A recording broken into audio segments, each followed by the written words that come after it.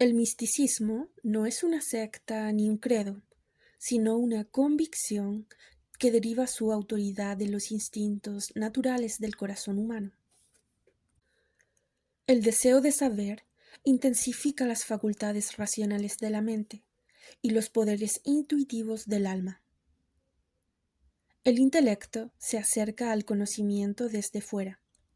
Se sitúa como un observador de las maravillas del universo, pero no puede experimentar lo que descubre.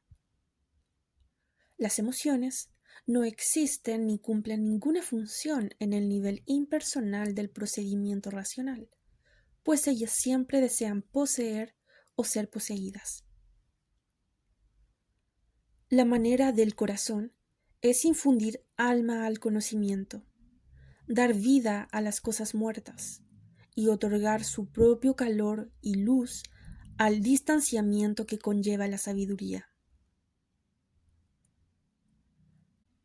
Así, mientras la ciencia busca la verdad impersonalizando lo que es personal, la religión logra la satisfacción de sí misma personalizando lo que es impersonal.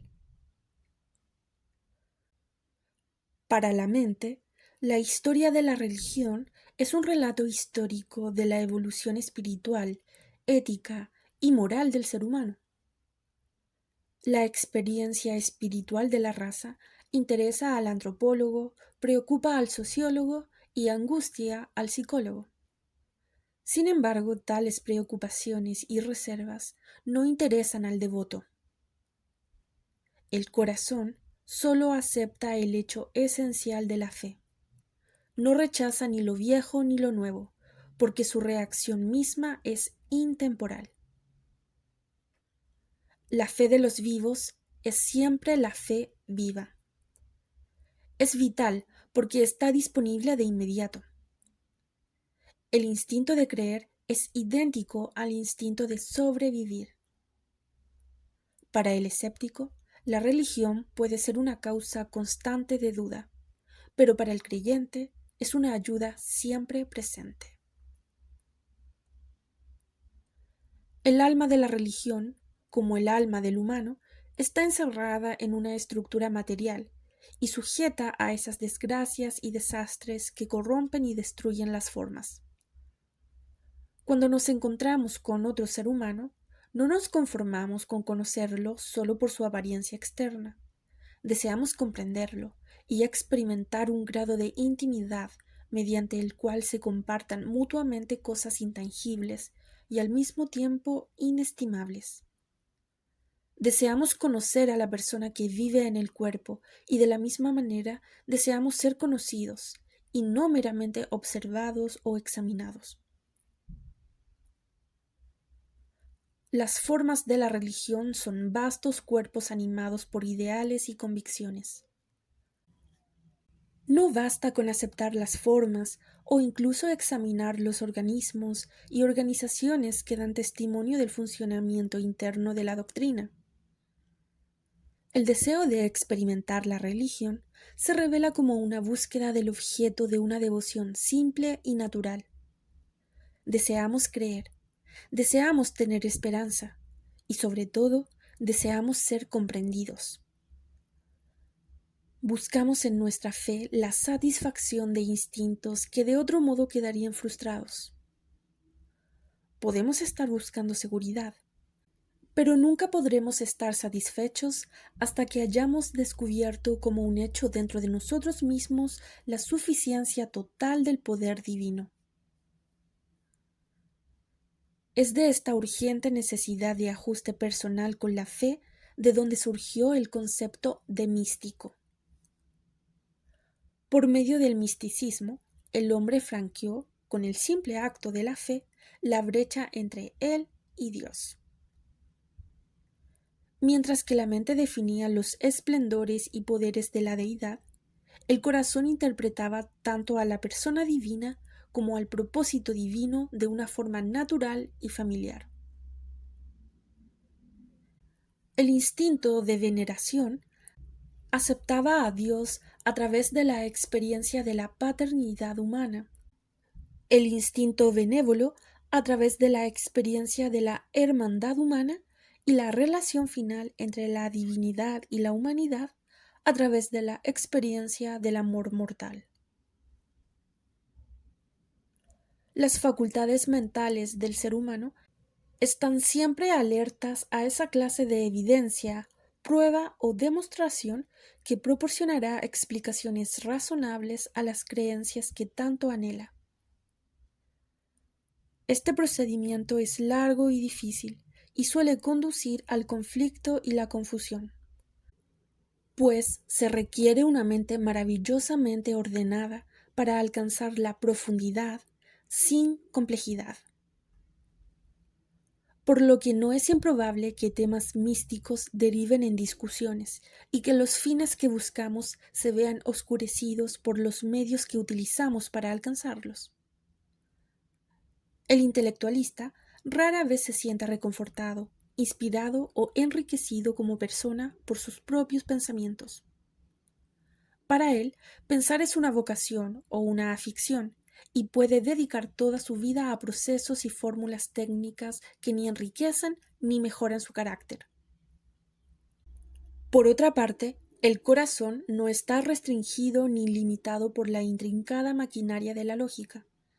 No necesita ni la ciencia ni la filosofía para justificar sus convicciones.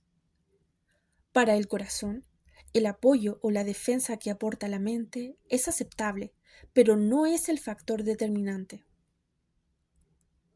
La mente siempre busca la satisfacción y el corazón la seguridad. Quienes siguen los dictados de la razón desean saber y conquistar lo desconocido con la energía del pensamiento. Las energías emocionales se impacientan ante esta curiosidad interminable.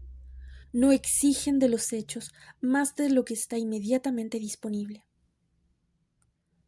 Por ejemplo, no es necesario ser botánico para apreciar una flor.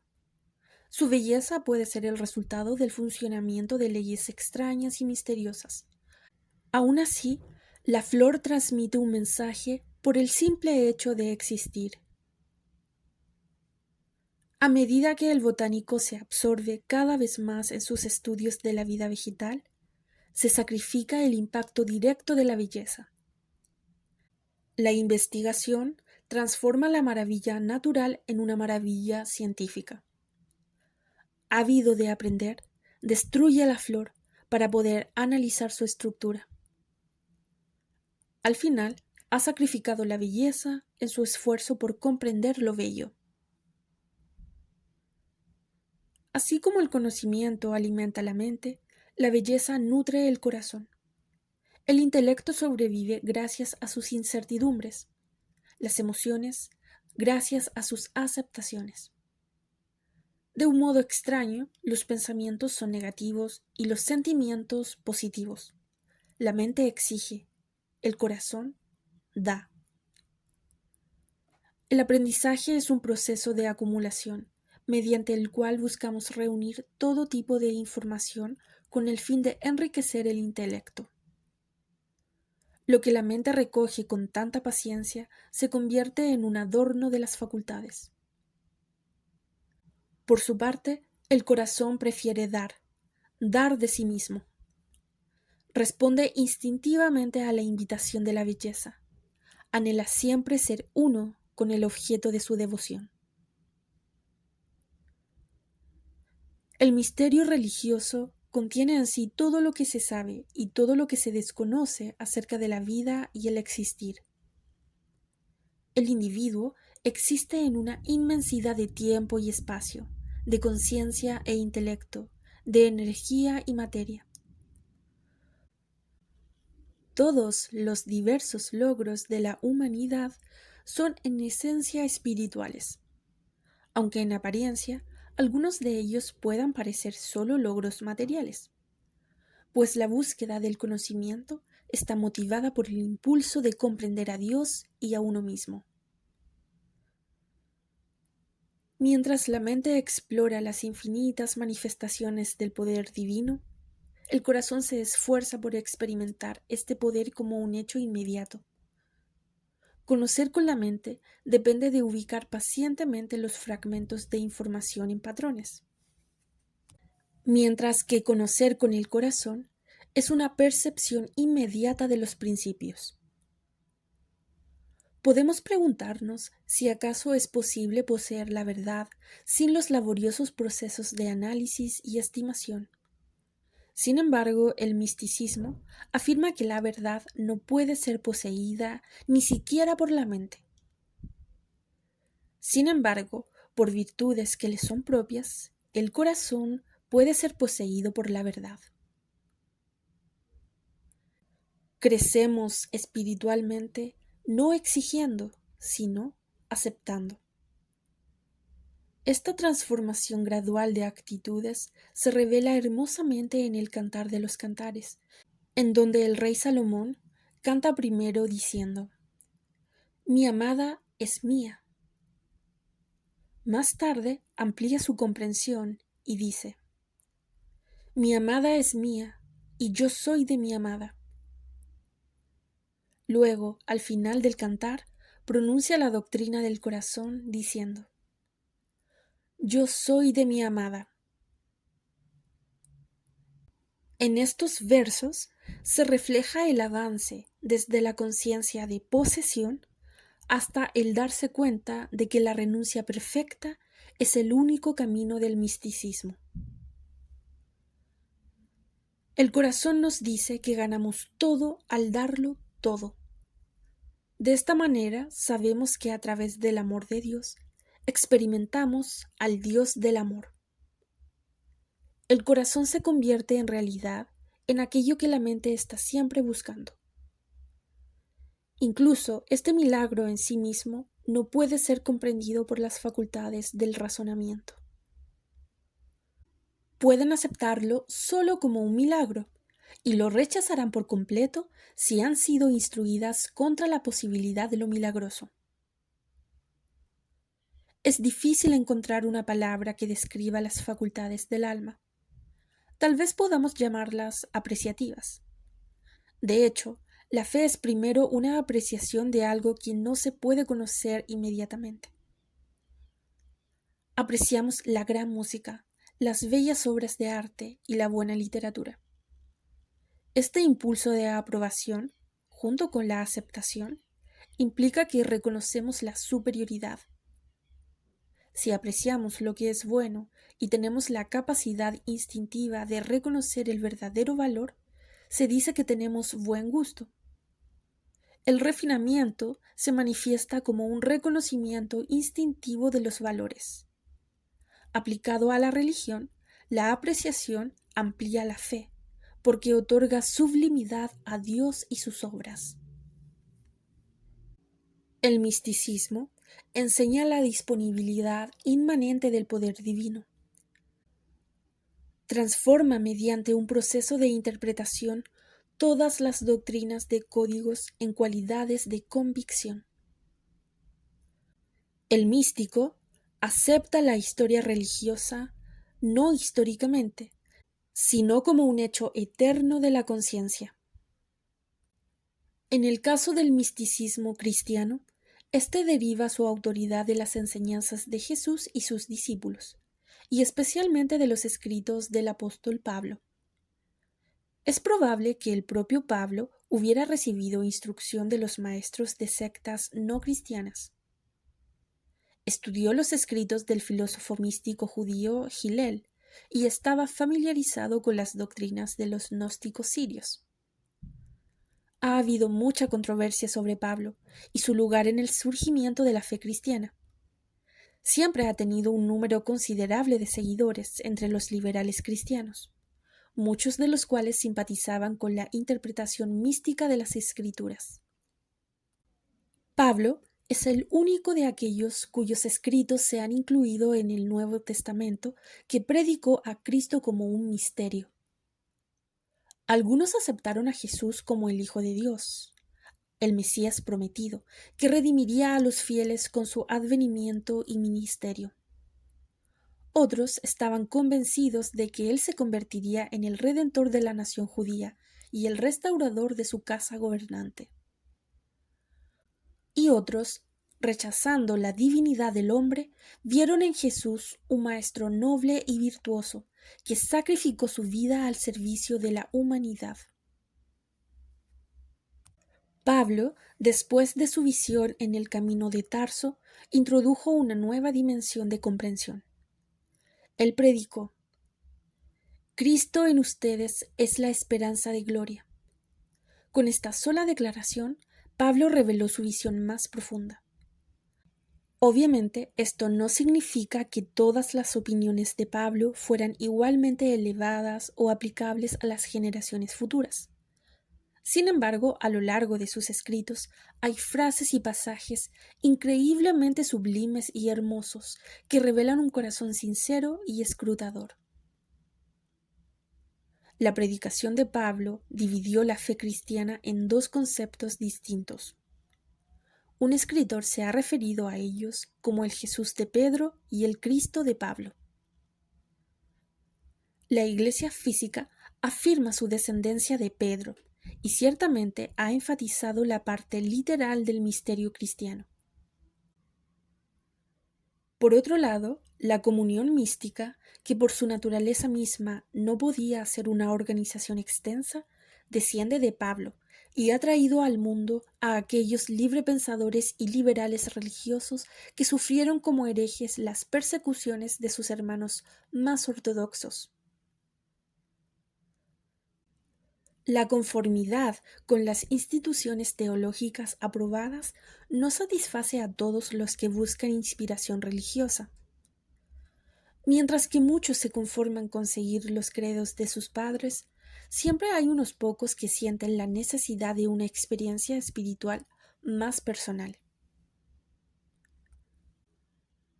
El surgimiento de la ciencia moderna ha contribuido al rápido crecimiento de los movimientos místicos en todo el mundo moderno. Muchas de las creencias aceptables para nuestros antepasados son incompatibles con el conocimiento actual. En todos los casos, las contradicciones han surgido en las partes históricas de la fe. Se ha vuelto cada vez más difícil sostener la singularidad de la doctrina cristiana o justificar el lugar excepcional que ocupaba en el mundo religioso. Cada parte de la estructura física ha sido atacada o cuestionada. Se ha atacado la autenticidad de los evangelios mismos e incluso la existencia histórica de Jesús.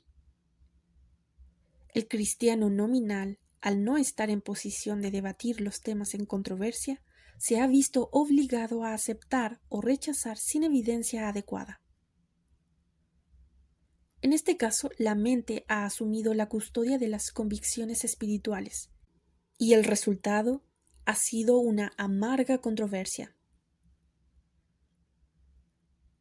Así, mientras los objetos de su fe son constantemente socavados, la persona religiosa todavía experimenta dentro de sí misma la necesidad de la fe. El estado perturbado de la sociedad humana actual intensifica el anhelo de seguridad espiritual. Y muchos, cada vez más, se están comenzando a dar cuenta de que esta seguridad no proviene de su iglesia, sino de su interior. Al darse cuenta de esto, otorgan así su fe a su credo o espiritualidad que acepten, pues en realidad el consuelo que imaginaban haber obtenido de la teología, en verdad se originó en un corazón devoto dedicado a la verdad. El cristianismo en sus orígenes no es una institución, sino una convicción que guía la conducta e inspira la realización de buenas obras. Cuando el individuo se siente insatisfecho con las enseñanzas de su fe, busca una corriente de instrucción más pura. Y así, después de mucha búsqueda, algunos llegan a la conclusión de que la religión es un asunto privado y no un asunto público. Consecuentemente, cuando un intelectualista no está de acuerdo con su religión, se convierte en agnóstico. Y cuando un idealista se encuentra en la misma situación, se convierte en místico. Las facultades de razonamiento, adictas al método aristotélico, impelen a la persona más mental a mantenerse ya sea dentro o fuera de la iglesia. Sin embargo, el corazón, rechazando una decisión tan drástica, siempre opta por mantener la fe, mantenerse incólume ante el alza o caída de las diversas teologías. Después de todo, la Iglesia es sólo la sirvienta de la doctrina. La Iglesia predica aquello en lo que hay un acuerdo. Aún así, el corazón tiene la capacidad de sopesar todas las cosas y de aferrarse a lo bueno. Por ende, las corrupciones de la Iglesia no tienen ningún efecto sobre la integridad del contenido espiritual de la religión. Rechazar la sustancia porque una organización humana es inadecuada es una tontería. Del mismo modo, identificar así la sustancia con la sombra y hacer que sobrevivan o caigan juntas es una terquedad, no una devoción. Todos los cuerpos se enferman y finalmente perecen. Sin embargo, la verdad misma no puede desvanecerse en el polvo, sino que está siempre creando formas más nobles a través de las cuales manifestarse. Puede ser que las creencias materialistas modernas de que la vida no tiene existencia aparte del cuerpo y de que el individuo no tiene alma inmortal hayan contribuido a la idea de que la religión es idéntica a las estructuras teológicas y que no puede existir separada de ellas. El idealista no aceptará esa doctrina. Prefiere mantener como un hecho sagrado en su interior que las personas pueden fallar a la religión, pero que la religión en sí nunca falla a los hombres. El místico no es combativo por naturaleza, ni busca desacreditar las obras de sus semejantes. Simplemente se libera de los enredos que se han vuelto pesados por el simple recurso de la interpretación. El místico anima lo literal con los matices necesarios para cumplir con sus propias convicciones. De esta forma puede asistir a la misma iglesia y escuchar al mismo clérigo sin incomodidad, pues perfeccionará dentro de su propio corazón todo lo que pueda ser deficiente en el sermón. Al buscar nuevos significados, los encuentra por el mismo hecho de saber que existen. El misticismo podría haber alcanzado una esfera más amplia de influencia social si hubiera sido más militante, pero un corazón contrito nunca es militante y satisface sus impulsos de manera amable. El misticismo siempre aumenta cuando las instituciones religiosas dominantes son dogmáticamente estrechas o reaccionarias. Cuando se pone demasiado énfasis en el culto formal o en la aceptación incondicional de credos inflexibles, los instintos naturales del corazón se ven frustrados y ofendidos. Nadie puede ser feliz si su fe ofende sus instintos emocionales o ultraja su mentalidad. Ninguna opresión puede ser más completa que una tiranía teológica, especialmente si ésta reduce el misterio espiritual al nivel de un despotismo físico. La repulsión contra la mediocridad es en realidad una defensa de la integridad de los principios. El místico busca en sí mismo lo que no ha podido encontrar en su credo. En el momento en que la búsqueda de la realidad se vuelve hacia el interior, alejándose de las formas y hacia la vida misma, se hacen evidentes los hechos más profundos y hermosos de la fe. Es habitual llegar a la conclusión de que los místicos son tipos extraños de personas, inadaptados religiosos, que han optado por apartarse de los caminos convencionales de la devoción para adentrarse en un desierto de ideales intangibles. Nada más lejos de la verdad. Ha habido momentos en la vida de los más ortodoxos en que se han convertido temporalmente en místicos debido a las emergencias. Siempre y cuando se requiere urgentemente la inmanencia de Dios, el misticismo surge como el elemento más vital en el complejo de la fe. La oración privada es un ritual místico. Supone que Dios está disponible para todos los que se lo piden con sinceridad real y sencilla. En el momento en que un individuo toma su convicción religiosa y la aplica como una fuente presente de fortaleza o consuelo, acepta la omnipresencia del poder divino. Y esta experiencia de la aceptación de Dios y de los poderes de Dios es la experiencia mística básica. En el modo de vida humano, la fe suele surgir cuando falla la razón. Ponemos nuestra confianza en la suficiencia de los recursos materiales, mientras parezcan satisfacer nuestras necesidades.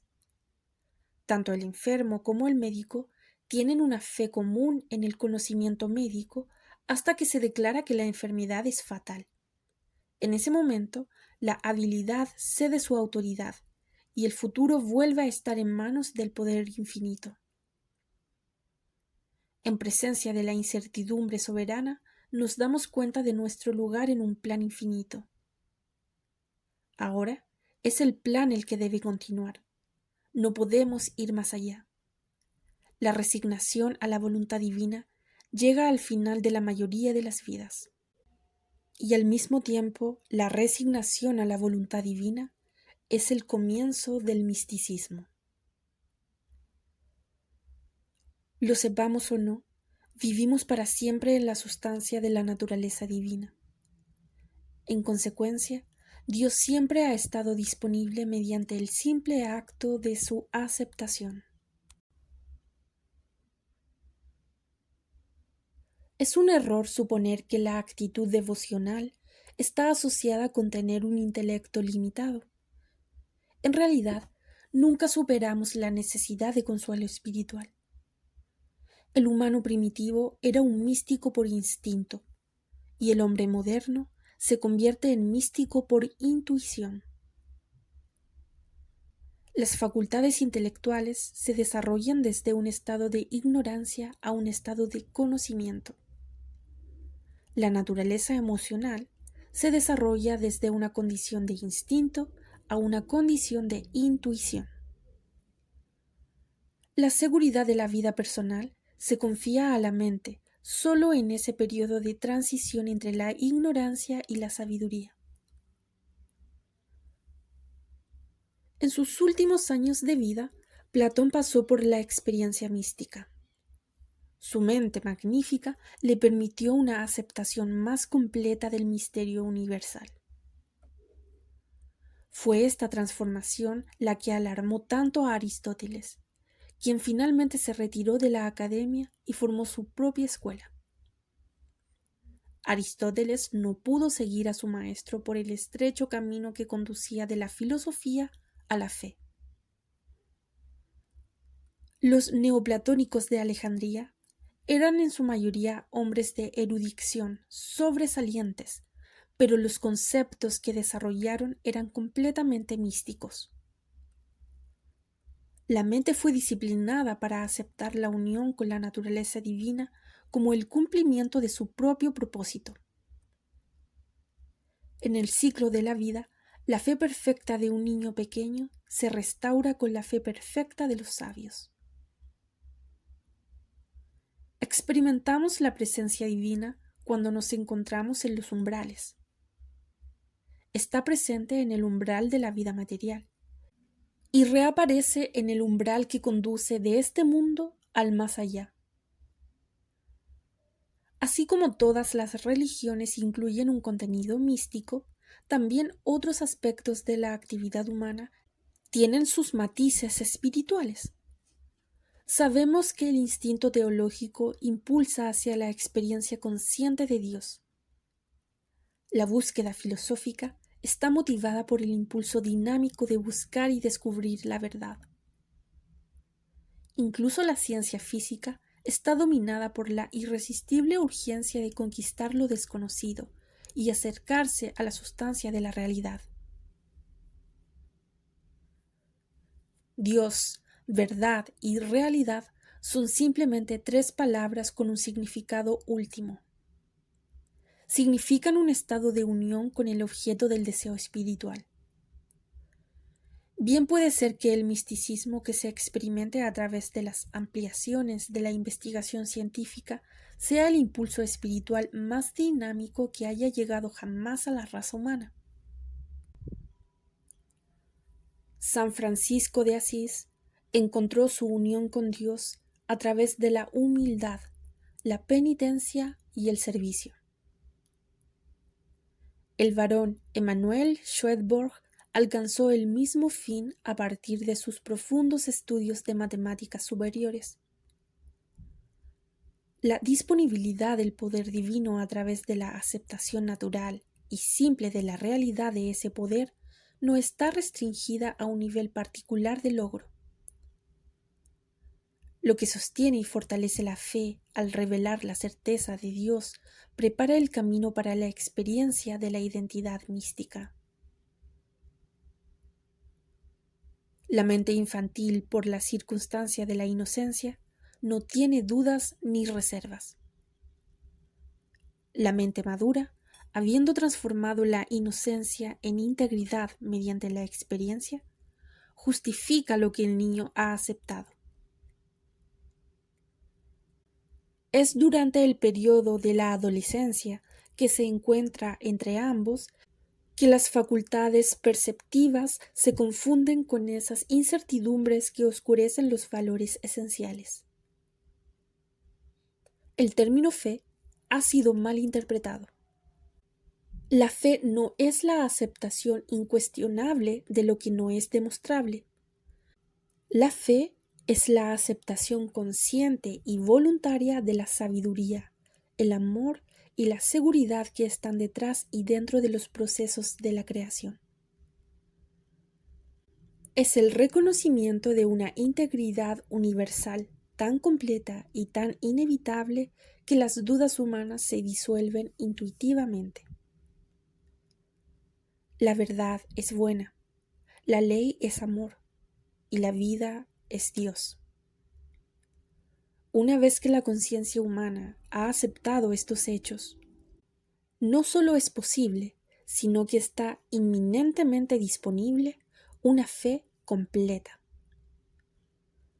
La fe se convierte en una disciplina del corazón, así como la filosofía es una disciplina de la mente.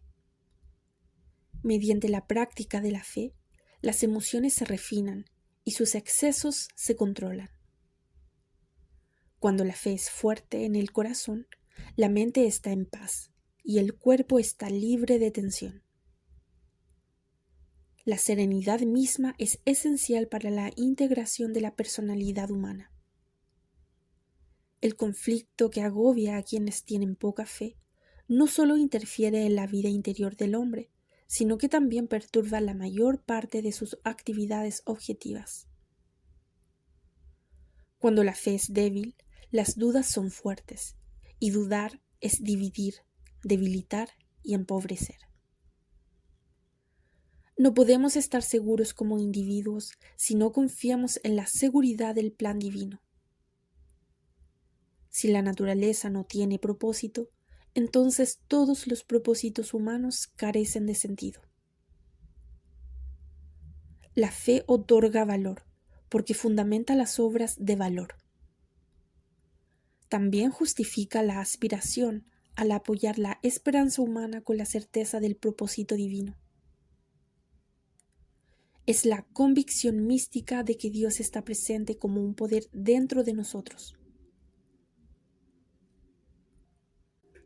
Este poder es remoto e inaccesible mientras la personalidad humana se resista a sus obras o niegue su realidad.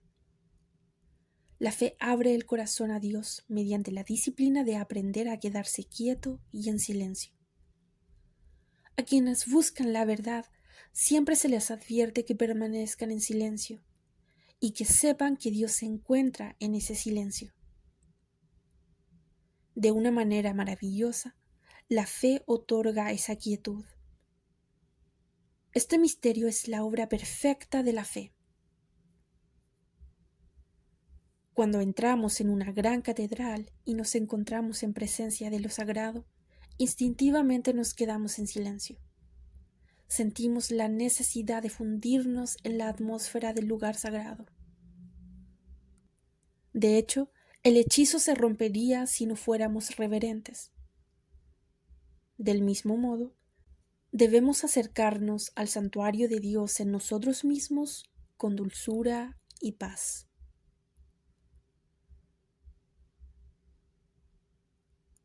Adoramos de manera más perfecta cuando estamos tranquilos y cuando somos receptivos al impacto de la santidad. Por ende, si buscamos al Dios que mora en lo más íntimo, debemos hacerlo con la sencilla dignidad de una fe suficiente. Fallar en esto es profanar el misterio de la vida y la fuente de ese misterio. La fe, como el amor, no puede sobrevivir ni al análisis ni a la definición.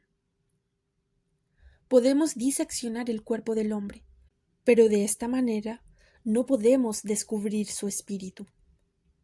De la misma manera, si nos acercamos al misterio de Dios para sopesarlo, analizarlo, considerarlo y debilitarlo, no encontraremos nada. La sustancia divina no puede descubrirse, debe experimentarse, y cuando se la conoce de esta forma, no puede nombrarse ni definirse. En el misticismo cristiano, Cristo es la revelación del amor de Dios. Es difícil decidir si el amor otorga fe o si la fe justifica el amor. Tal vez la fe deba venir primero. No es fácil amar aquello que no conocemos o que es remoto y majestuoso. Si la fe otorga el poder de conocer a Dios en el corazón, es inevitable que amemos aquello que hemos llegado a experimentar como bello y bueno. En el proceso mismo de la adoración, instintivamente otorgamos nuestro amor al objeto de nuestra adoración. La fe, habiendo conocido la realidad de Dios, interpreta instintivamente esa realidad a través de la emoción de la adoración. La palabra adoración significa amor divino o afecto en el nivel de la sustancia espiritual. El simple acto de fe abre un nuevo mundo y una nueva forma de vida para el ser humano. El universo físico está regido por leyes que deben observarse, y la desobediencia trae consigo consecuencias inevitables. El estado espiritual del hombre también tiene sus reglas y obligaciones, pero pocos somos conscientes de la fuerza de estos estatutos más imperceptibles. El Sermón de la Montaña es el código del cristianismo místico. Muchos han dicho que esas bienaventuranzas no se pueden aplicar en la sociedad moderna. Y es que las mentes y los cuerpos pueden regirse por los códigos de Hammurabi y de Justiniano, pero solo el corazón entiende y acepta las bienaventuranzas. El reino de la fe no es de este mundo, pero sus dominios son vastos y su autoridad mayor de lo que conocemos. El camino de la fe no es el del sacrificio, sino el del cumplimiento. Solo cuando hay poca fe, debemos tomar esas decisiones incómodas entre principios y prácticas. Diversos impulsos, no todos meritorios, nos impulsan a buscar a Dios. Estos impulsos son tan diversos y contradictorios como las convicciones de los discípulos acerca del ministerio de Jesús. Algunos creen que el logro espiritual otorgará autoridad temporal, otros que compensará las debilidades de carácter, y otros que les permitirá obtener los objetos materiales de sus deseos. Mientras existan estos motivos ulteriores, no es posible la verdadera fe. Pues el corazón, que está establecido en la justicia, no busca nada para sí mismo, no requiere nada y no exige nada. Cuando alcanzamos una fe suficiente, se nos añaden todas las cosas que son necesarias. Los milagros se obran no como resultado de la fe, sino por el hecho mismo de la fe. En la divinidad mística se revela la doctrina de la gracia divina. La experiencia siempre disponible de la realidad de Dios transforma el universo de la ley en una esfera de gracia. Ya no hay nada terrible, siniestro o temible. Solo hay amor divino, que trabaja de maneras misteriosas para realizar sus maravillas. El hombre creó al Dios de la ira, que es una sombra sin sustancia, y por la experiencia de la fe, el hombre llega a conocer al Dios del amor, que mora en la eternidad. La experiencia mística es un acto de devenir que se desarrolla hacia la unión con el bien soberano. No hay crecimiento ni progreso aparte del devenir. No nos enriquecemos con lo que tenemos, sino con lo que somos. Muchos se han alejado de sus religiones porque las instituciones no han sido capaces de traer paz o seguridad al mundo. Los teólogos han olvidado que sirven mejor a través del desarrollo de sus propios poderes espirituales y no a través de la ampliación y glorificación de sus instituciones. No es que la religión haya fracasado, sino que la sustitución de un culto íntimo y privado con Dios por uno público y regulado externamente no podía llegar muy lejos. El misticismo escapa a la ilusión de la historia, libera a la mente de su inclinación más natural, que es la de abordar los acontecimientos desde fuera. La mente trata de poseer hechos acumulándolos y almacenándolos para futuras referencias. Una vez que los ha ordenado cronológicamente en el sistema de archivo de la memoria, se considera bien informada. El corazón no tiene tiempo para esa clasificación. El corazón une intervalos de tiempo y calidad mediante una valoración instintiva de los valores. De esta forma, el misticismo acepta la historia solo como un registro fechado que registra verdades eternas. Los registros de las naciones son largos relatos de odios, temores, esperanzas, sueños y lealtades intensas. Si bien las manifestaciones de los instintos humanos pueden dividirse y ordenarse cronológicamente, los instintos mismos no son susceptibles de tal organización. Los escritos de los textos sagrados son importantes porque reiteran verdades siempre presentes. El corazón acepta la lección, pero rechaza el marco histórico. Reúne todas las doctrinas en un ahora eterno y las experimenta como un impacto inmediato. De este modo lo viejo se vuelve inmanente y puede ser experimentado, y por lo tanto conocido, en el espíritu más que en la letra. Esto supera el prejuicio contra los escritos antiguos y la insistente demanda de nuevas revelaciones. Una revelación en sí misma es sólo una interpretación de una verdad universal. Una vez que se conoce la verdad, las interpretaciones ya no son necesarias. El misticismo es la consecución directa del objetivo, más que una reflexión intelectual sobre lo que éste significa.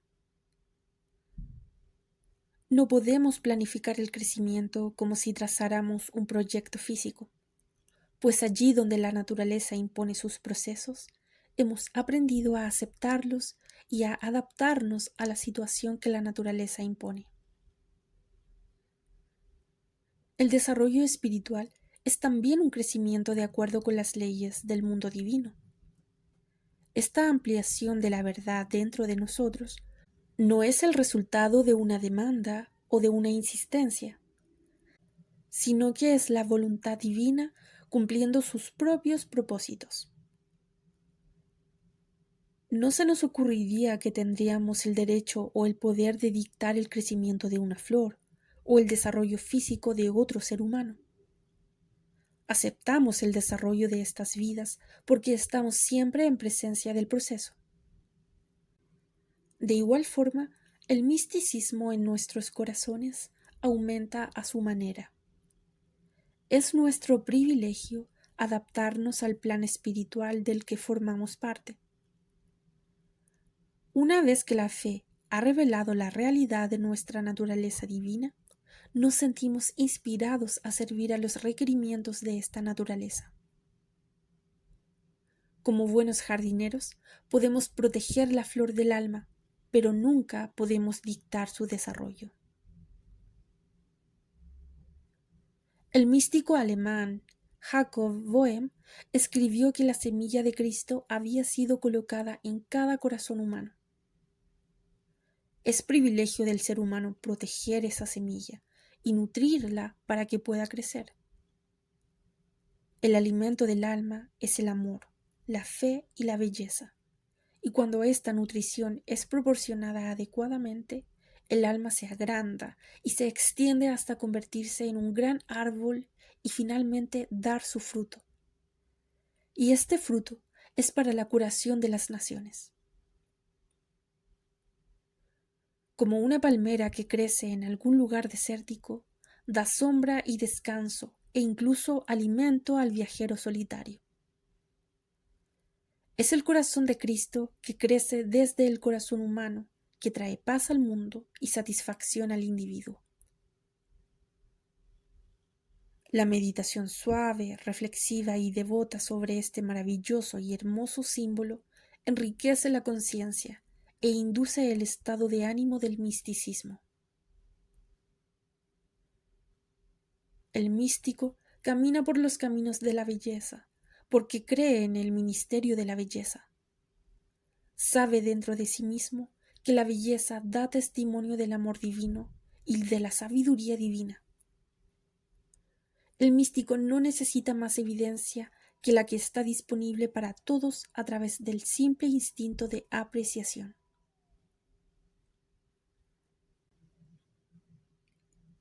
El misticismo cristiano se inspiró sin duda en la secta de los esenios, una pequeña comunidad de hombres y mujeres devotos que floreció en Palestina en los primeros siglos de la era cristiana. Los esenios veneraban la verdad con el simple acto de vivir de acuerdo con sus leyes. Vivían juntos en comunidades socializadas, compartían sus bienes en común y dedicaban sus vidas al servicio de todos los necesitados. No reconocían ningún culto formal, salvo la oración personal y la labor colectiva. Los esenios demostraron en su época, y otros místicos han demostrado el mismo hecho en generaciones posteriores, que el amor de Dios no interfiere con la utilidad social. El místico no es alguien que está eternamente absorto en la contemplación de verdades eternas.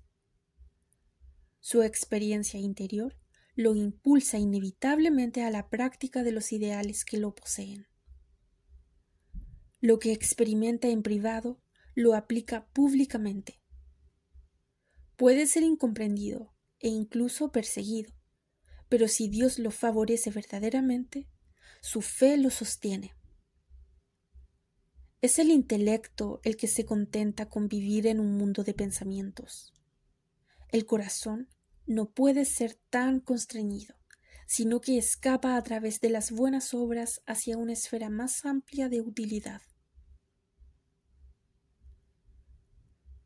La primera epístola a los Corintios es una de las partes más hermosas del Nuevo Testamento y fundamenta poderosamente el contenido místico de la comunión cristiana.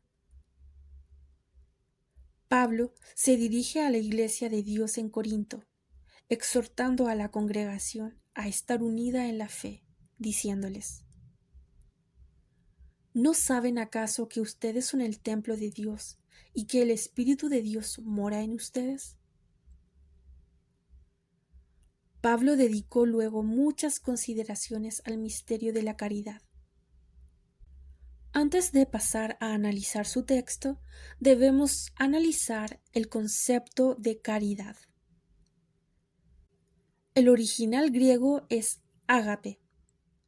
Nuestra palabra caridad proviene del latín caritas, que significa cariño, amor, también carus, que significa querido, costoso o amado. En el momento de la traducción autorizada por el rey Jaime, e incluso antes, la caridad significaba literalmente la virtud o el acto de amar a Dios con una devoción que trasciende el afecto por las criaturas, y de amar a nuestros semejantes de la misma manera por amor a Dios. También implicaba la sustancia del amor desplegada hasta su perfección, y por tanto la naturaleza divina misma o Dios. La caridad, entendida como generosidad hacia los pobres o los afligidos, o como apoyo a instituciones benéficas, o como provisión pública para los desfavorecidos, debe entenderse únicamente como una expresión o una acción impulsada por la experiencia interna del ministerio del amor.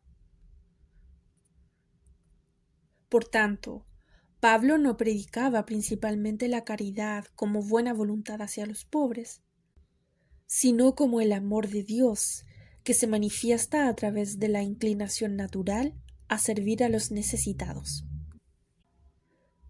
En el misticismo debemos examinar más a fondo la sustancia del amor y descubrir en ella el secreto de todo culto y la ley perfecta de toda relación humana.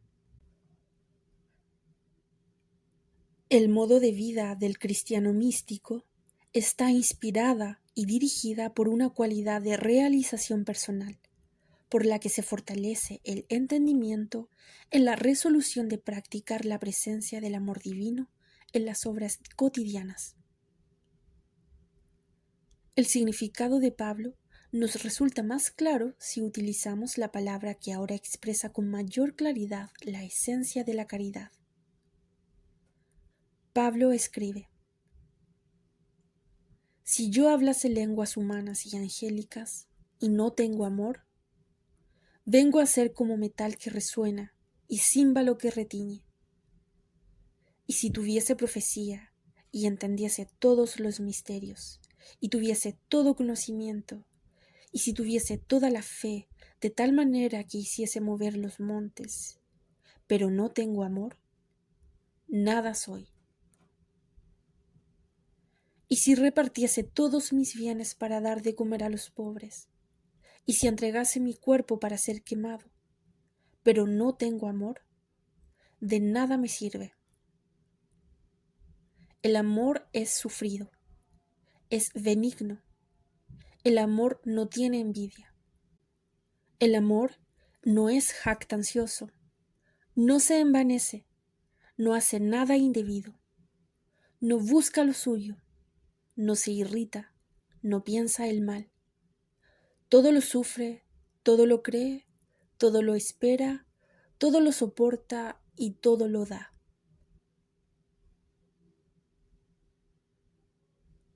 Estas palabras no se pueden negar, pues recuerdan a los corintios que dar todos los bienes terrenales para alimentar a los pobres no es una prueba de amor, sino que no sirven de nada si el espíritu del amor no está presente en los actos. Todos los místicos cristianos han sido notables por la humildad y la dulzura de sus vidas. En la mayoría de los casos, no se trata de una actitud cultivada con la esperanza de alcanzar la gracia, sino que son consecuencias del simple acto de devoción resultante de la aceptación interna, por medio de la fe, de una convicción acerca de la verdad. Si se finge la humildad o si se cultiva la paciencia para impresionar a los demás, no hay apoyo desde dentro del yo. En tales condiciones, la práctica de estas virtudes artificiales termina en sufrimiento, frustración y desilusión. No hay recompensa del mundo, o al menos no hay certeza de tal recompensa por la práctica de estas virtudes místicas. La fuente de seguridad es completamente interna y sobrevive porque otorga todo y no exige nada, ni siquiera aprecio. Se requiere una visión más clara que la de quienes ven a través de un espejo oscuro, para saber que darlo todo es en última instancia poseerlo todo. Hoy en día todos buscan seguridad, paz, felicidad y salud. Para alcanzar estos fines tan deseables, se han ideado numerosos medios. La mayoría de ellos han fracasado porque han estado motivados por el egoísmo. Las dimensiones del fracaso son evidentes, pero no se ha aprendido la lección. Todavía hay una esperanza duradera de que podemos construir un mundo mejor, protegiéndonos a nosotros mismos y preservando nuestras propias opiniones. Algún día se reconocerá al místico como el más práctico de los mortales, porque ha renunciado a la política de ganancia privada a expensas del público. Además, se ve aliviado de la presión, porque la alquimia espiritual que tiene lugar dentro de su propia conciencia ha transmutado las ambiciones materiales en aspiraciones espirituales. Mientras la ambición nos impulsa a dominar y poseer en el plano material, la aspiración nos inspira a compartir la verdad mediante el acto de volvernos como la verdad. Los pueblos de los países orientales han apreciado desde hace mucho tiempo los poderes del alma y han creado sistemas de cultura del alma como los que los griegos llamaban disciplinas. La primera de estas disciplinas tenía por objeto fortalecer e iluminar el modelo de valores humanos. Se ha dicho que donde está el tesoro del hombre, allí estará también su corazón.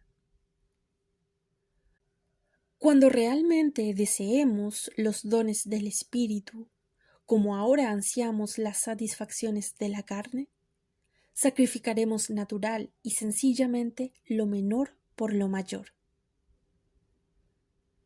Se ha dicho que el misticismo es un camino de dolor, no porque sea un camino de sufrimiento, sino porque la mayoría de las personas llegan a interactuar con las disciplinas espirituales, ya sea por desgracias temporales o físicas. Buscamos solo aquello que la sociedad nos dicta y rara vez nos damos cuenta de nuestras necesidades internas hasta que nuestro estado externo se ve amenazado. En la experiencia humana, el sufrimiento casi siempre se resuelve en una pregunta. Nos preguntamos, ¿por qué nuestras formas de vida han fracasado? ¿Y cómo podemos remediar la situación?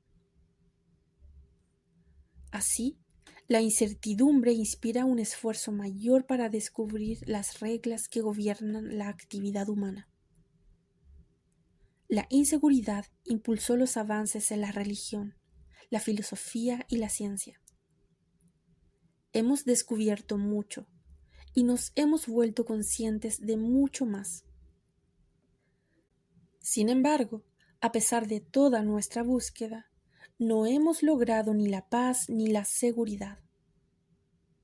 La búsqueda debe continuar, y los ejemplos de los más maravillosamente iluminados nos recuerdan que sólo la experiencia mística puede hacer accesibles los recursos espirituales de la humanidad.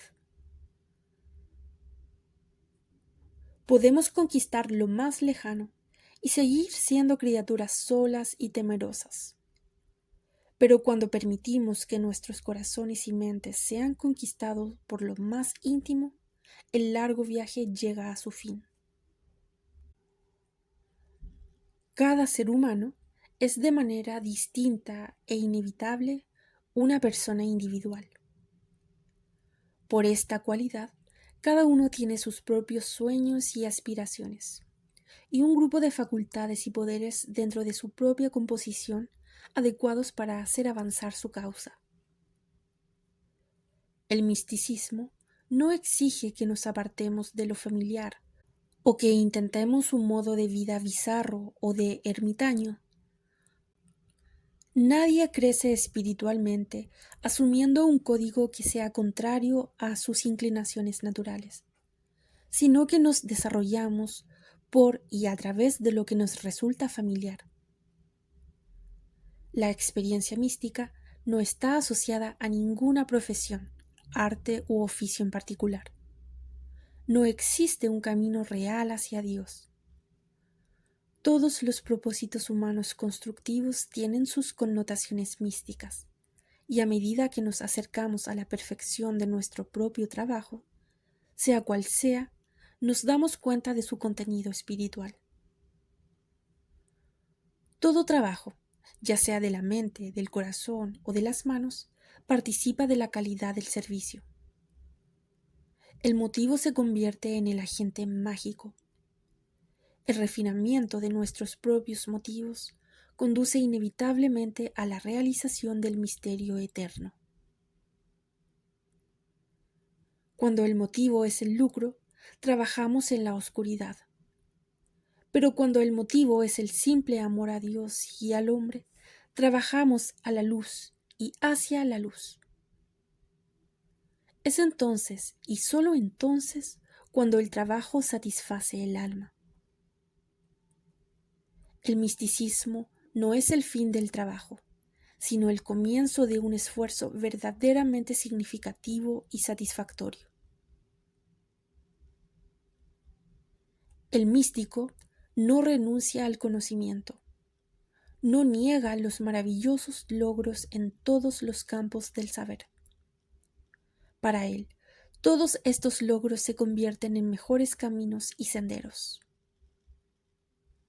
Como su comprensión es más profunda, su apreciación es más iluminada. Por eso decimos que el misticismo no es una ciencia ni un arte, sino una encarnación de las ciencias y el arte. Termina con una consagración consciente de todas las cosas conocidas y de todas las cosas cognoscibles al servicio de la gran causa, que es la fuente de lo conocido y lo desconocido. Por lo tanto, en la búsqueda de la verdad, no te apartes de tu propio mundo con sus alegrías y sus penas. A medida que crezcas internamente, lo que no es tuyo se alejará de ti. No descuides ninguna responsabilidad, no rechaces ningún trabajo que venga a tu mano, sino que cumple con todas las cosas, y todo lo que sea necesario se cumplirá en ti.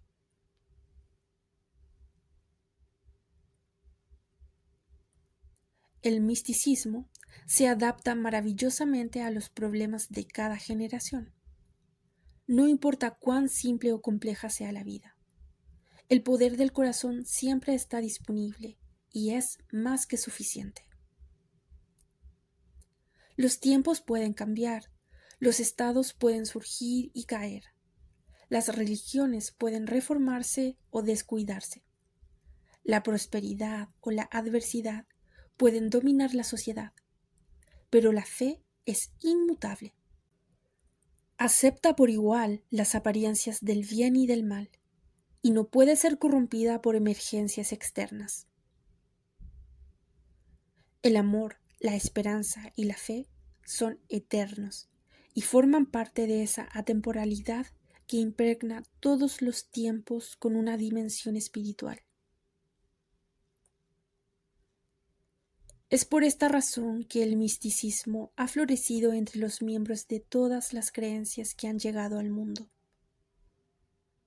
Las interpretaciones de la religión son muchas, y muy diversificadas. Sin embargo, el misticismo es siempre el mismo. Es el corazón que satisface sus propias necesidades, alimentado y sostenido por la presencia de Dios.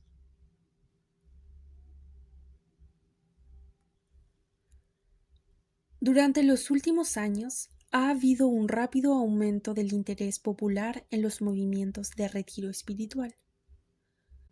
Muchas instituciones que hasta ahora no habían fomentado los retiros han establecido casas dedicadas al aislamiento religioso.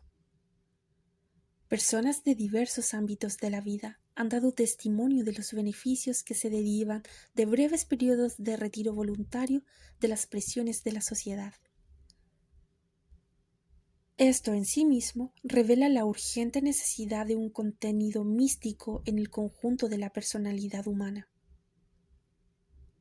Explica la existencia de las órdenes monásticas y por qué han sobrevivido a los innumerables cambios que ha afectado a la forma externa de la sociedad. Para el místico, las casas religiosas son un símbolo de esa existencia interna a la que pueden acceder quienes se retiran de un estado de objetividad. Así como lo externo está perpetuamente agitado, la parte interior de la vida está marcada de esa tranquilidad, que es la condición de Dios. Así como el niño pequeño asustado o herido se apresura instintivamente hacia sus padres en busca de protección y consuelo, la persona madura, en un estado de decaimiento, busca el consuelo de su fe. Dios se convierte en el Padre-Madre comprensivo, que tratamos de encontrar mediante los sencillos procesos de visualización y aceptación. La presencia divina está disponible mediante el acto de reconocimiento voluntario. Creemos, y por la acción directa de creer, realizamos un retiro personal hacia la participación en la condición de piedad. El místico cristiano acepta como un hecho que al entrar en su propia quietud, entrará en la sustancia de la presencia divina. Este es el acto de fe, y la carga que ha impulsado la acción se despliega a través del misterio de la oración. Este es el significado de las palabras de Jesús, cuando invitó a sus seguidores a entrar en el aposento oscuro y orar a su Padre en secreto.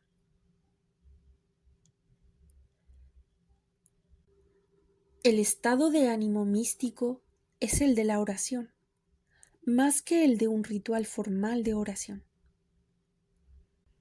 Al corazón humano no le resulta concebible que haya que dirigirse al Padre Eterno como si fuera una persona aparte.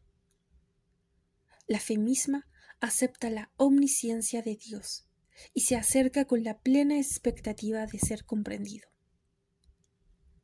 En el misticismo, buscar es encontrar y llamar es que se abra la puerta. Todo lo que se requiere es la certeza interna acerca de la realidad de las cosas invisibles. Cuando la fe es profunda y suficiente, y el amor es puro y desinteresado, entonces todo es posible. Así, fortalecido por convicciones sencillas, el místico experimenta dentro de sí mismo el sacramento de la Eucaristía. Él es el cáliz viviente, y en su propio corazón, el agua de la penitencia se transforma milagrosamente en el vino del éxtasis.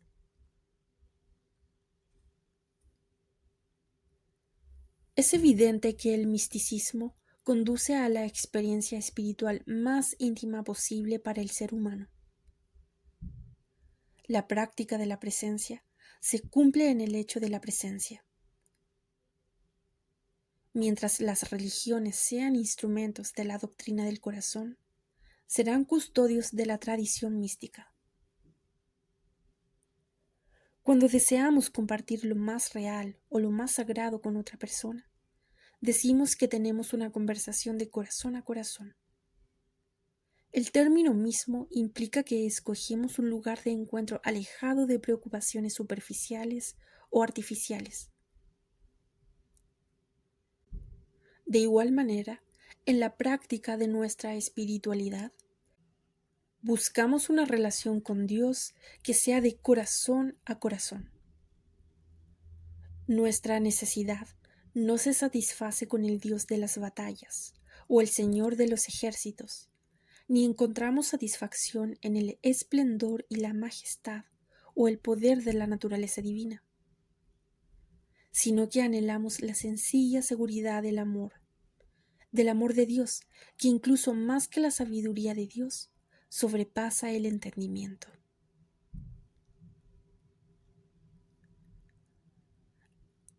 La vida y las enseñanzas de Jesús de Nazaret, tal como se recogen en los Evangelios, han atraído durante siglos a los devotos de corazón. La sencillez de la historia, la atmósfera extrañamente tranquila y apacible que impregna el relato, y el humilde origen de los discípulos y seguidores de Jesús, se han combinado para transmitir una maravillosa impresión de integridad espiritual. Las primeras comunidades cristianas sobrevivieron solo por la fe, y no hay indicios de que se tratara de interpretaciones filosóficas o de que se sintiera la necesidad de ellas. La erudición solo se introdujo cuando la Iglesia alcanzó una amplia esfera de autoridad temporal. Incluso durante el período escolástico, los intelectuales eran más motivo de preocupación que de satisfacción. A medida que el cristianismo se difundió en clases acostumbradas a un tipo más filosófico de nutrición espiritual, los matices místicos se vieron comprometidos. En el esfuerzo por justificar y demostrar en los planos de la lógica y la razón, la sencilla dignidad de las convicciones más esperanzadas dio paso a la discusión y el debate. La fe, diluida por la duda, ya no guiaba el impulso religioso. Mientras los hombres echaban suertes por el manto era destruido. De una manera extraña, la filosofía cristiana destruyó el misticismo cristiano y al hacerlo empobreció al mundo. La filosofía conduce inevitablemente a la interpretación, la explicación o la sustitución de ideas. El sectarismo, que es de hecho una espina en la carne, se justifica y se sostiene solo mediante la interpretación. El místico está convencido de que la vida y las enseñanzas de Jesús no deben explicarse, sino que deben aceptarse como una experiencia de la conciencia. Pues en el momento en que examinamos y analizamos el tejido del amor, éste desaparece, y lo mismo sucede con la fe. El simple impacto de un ejemplo santo y el atractivo directo de una enseñanza amable y gentil penetran en profundidades que no pueden alcanzarse con pruebas ni evidencias. El efecto interreligioso del cristianismo revela claramente este hecho. Los miembros informados de todos los sistemas religiosos no cristianos han expresado con frecuencia, tanto como individuos como a través de sus líderes, su profundo respeto y admiración por la vida y las enseñanzas de Jesús. Muchos lo han aceptado al nivel de sus propios santos y líderes inspirados. Es la masa de teología cristiana acumulada a través de medios inciertos de interpretación y explicación la que ha ofendido o al menos perturbado tanto a los devotos no cristianos como a los cristianos. Si las personas se han de reunir en comunión y dedicar sus esfuerzos comunes a las buenas obras, Esto no será gracias a la laboriosidad de credos en conflicto, pues en la misma medida que la mente divide, el corazón une. El corazón une lo que la mente divide, y solo en la experiencia mística de la fe podemos lograr el hecho dinámico de la cooperación espiritual. Debemos aprender, y ahora tenemos a nuestra disposición toda la evidencia necesaria. El corazón humano es el denominador común de todas las convicciones que se consideran devotamente verdaderas. Todos los místicos practican una cualidad de fe, sin importar los nombres o términos con los que se la describa. Esta cualidad de fe es la esperanza del mundo. La mayoría de las personas deben alcanzar esta cualidad en el silencio de sus propios corazones, pero una vez que la han conocido, están unidas como una sola persona en el amor de Dios y dedicadas como una sola persona al servicio del bien.